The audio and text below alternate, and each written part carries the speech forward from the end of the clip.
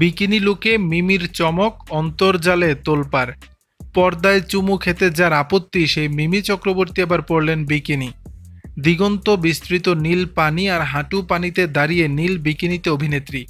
হালকা ভেজা চুলে সমুদ্র থেকে উঠে আসছেন তিনি।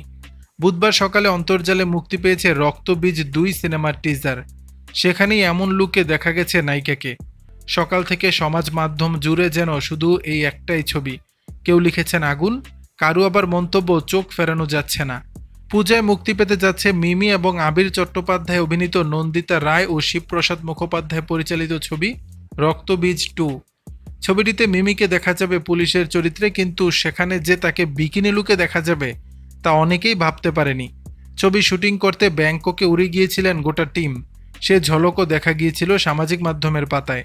শোনা গেছে রক্তবীজ 2 নাকি আরও বেশি অ্যাকশনে ভরপুর। মিমি এবারেও নিজের স্টান্ট নিজেই করেছেন। ঘটেছিল অঘটনও।